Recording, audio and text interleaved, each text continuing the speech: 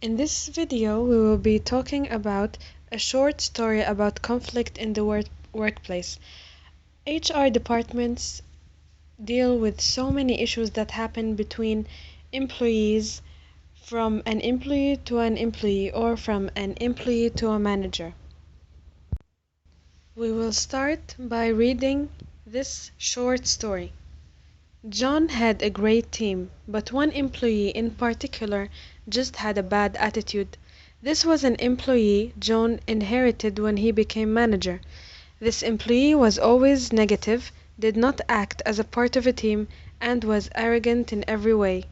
John talked to this employee to try and inspire and encourage, including documenting this verbal warning, but after a short period of time, the employee fell back into their usual ways. Only a few weeks after John spoke to the employee, a loud disagreement between this employee and another happened on the main floor. It was loud enough to have people stop in their tracks, wondering what was happening. John immediately went to the floor and calmly asked each employee to stop by his office.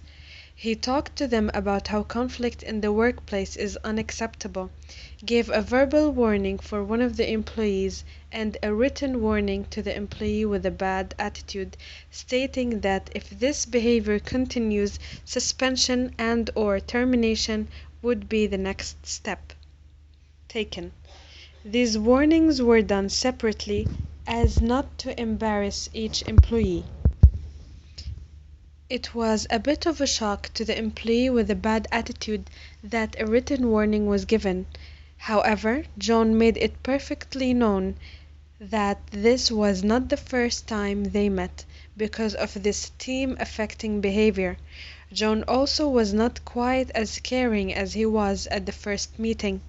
He took out the notes from the last meeting and went over what was discussed, including that a written warning would be given if the behavior continued. With this documentation, the employee had no choice but to accept the written warning. That put a scare into the employee, who from that point on had no attitude issues. The employee's personality and character stayed the same, but there were no negative comments or further disruptions. Now in this table we will be discussing the incidents that we have read in the text, the lessons that we have learned, and what would you do as John. First of all, in my opinion, what John did and how he acted was an effective approach. In general, I would say he is an effective manager who knows how to deal with conflicts that happen every day. I think he is experienced and he is used to such employees creating conflicts. So first of all, we will look here at the first paragraph. The first paragraph, we will talk about the first incident. I have put here that John talked to the employee to inspire and encourage, even though yes, he had given him a verbal warning, but he tried to encourage him. The lesson in this incident was that John, the effective manager, has given the employee with a bad attitude a verbal warning before taking any official action. And verbal warning is sort of official, but it's not on paper, but it should be also taken seriously. Now, what would you do as John? In my opinion, John did the right thing. He issued a verbal warning and he gave the employee the chance that if this act was repeated again in the future, he will pay for it and he will get a written warning. Now let's look here at the second incident. It's in the second paragraph. The big main incident was that a loud disagreement had the whole office wonder what was going on. The lesson we learn from this incident is that workplace issues must stay confidential and no outsiders can interfere with what happens inside the office. All employees should understand and must understand, and this also can be the HR job to explain to the employees that whatever happens in the company stays in the company. So the lesson we have learned here is that workplace issues must stay confidential and not to the public. Everyone was looking around, and the employee with a bad attitude and the other employee should not have raised their voices and gathered everyone around them because they had such a high voice. Now, what would you do if I was John? I would calmly ask the employee to behave properly, like I would go personally to them, of course, after the conflict had happened, and take them to the office and issue a warning. Now, since the employee with a bad attitude already had taken a verbal warning, so now it's time to take a written warning. But for the other employee who probably behaved all year well and who did not create any past conflict, a verbal warning would be enough.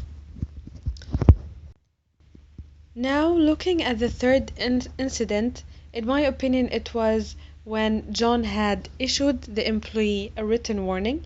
The employee had accepted it. This is the incident of him accepting. The lesson we learn is that it's always better that no matter what position you are, even HR as an employee, whatever position you are in a company, to keep evidence and proof.